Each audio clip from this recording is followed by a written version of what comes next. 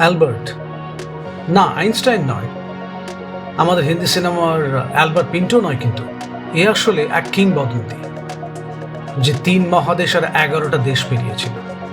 এ কোনো রক্ত মাংসের মানুষ ছিল না, ছিল ধ্বংসস্তূপ থেকে তৈরি হওয়া এক চলমান রাজপ্রাসাদ।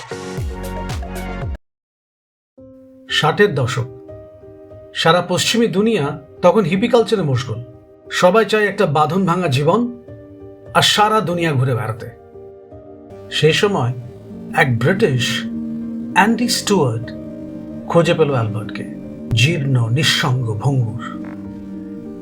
নিজের জীবনের সব সঞ্চয় এবং সময় দিয়ে অ্যান্ডি গড়ে তুলল অ্যালবার্টকে, সেই অ্যালবার্ট যার গল্প একদিন সারা পৃথিবীতে হইচই ফেলে দিয়েছিল।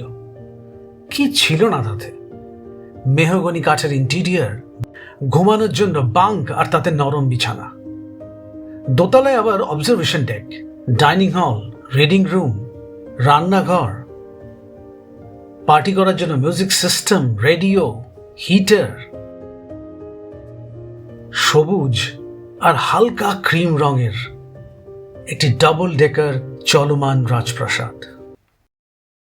ভাবুন তো, আজ থেকে 50 বছর আগে সিডনি থেকে লন্ডন, তাও আবার কলকাতা হয়ে 16,000 কিলোমিটার, 11টা দেশ, 3টে মহাদেশ, 132 দিন, আর টিকিটের দাম 145 পাউন্ড।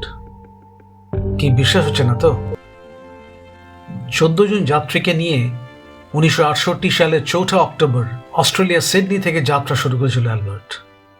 অস্ট্রেলিয়া থেকে প্রথমে সিঙ্গাপুর, তারপর থাইল্যান্ড আর বার্মা হয়ে কলকাতা, আর সব শেষে কলকাতা থেকে ভবঘুরের পথ ধরে লন্ডনের উদ্দেশ্যে যাত্রা।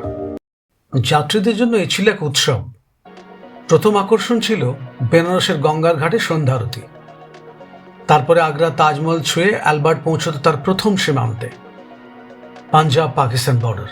এরপর লাহোরের বাজার ঘুরে খাইবার পাস হয়ে বাস পৌঁছত কাবুলে, সেখানে কাবাব, পোলাও আর কেনাকাটা। এরপর অ্যালবার্ট পাড়ি দিত তেহরানের দিকে। পারস্যের বাজারে সন্ধ্যেটা দারুণ কাটাতো যাত্রীরা। এর পরের গন্তব্য ছিল ইস্তাম্বুল, যা ইউরোপের প্রবেশপথ নামে পরিচিত।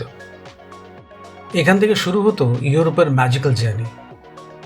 প্রথমে বুলগেরিয়া, তারপর অস্ট্রিয়া, জার্মানি, বেলজিয়াম, আবার কখনো যাত্রীদের অনুরোধে প্যারিস। অবশেষে প্রায় 132 দিন পরে অ্যালবার্ট তার যাত্রীদের নিয়ে প্রথমবারের মতো লন্ডনের ভিক্টোরিয়া টার্মিনাসে পৌঁছায়।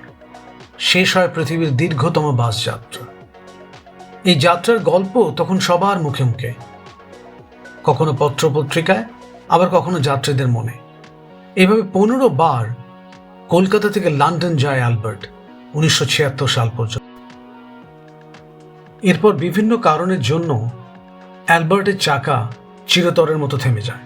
2012 সালে এই ডাবল ডেকার বাসটিকে শেষবারের জন্য লন্ডন থেকে সিডনি নিয়ে আসা হয় এক ইতিহাসের সাক্ষী হিসেবে। কেমন কাটলো এই সময়টুকু গল্পম্যানের সাথে? সেই ভবঘুরের পথ বা হিপি ট্রেল ধরে যদি আবার কখনো যাওয়ার সুযোগ আসে, আপনি কি চাইবেন সেই ভ্রমণের সঙ্গী হতে? আমাকে অবশ্যই জানাবেন কমেন্ট বক্সে। উত্তরের অপেক্ষা থাকবো আমি। এই গল্পের সফরে আমার সাথে থাকার জন্য সাবস্ক্রাইব করুন গল্পম্যান, সঙ্গে অবশ্যই বেল আইকনটা প্রেস করতে ভুলবেন না। আজ চলি তাহলে, দেখা হবে এক নতুন গল্পে, এক নতুন অধ্যায়।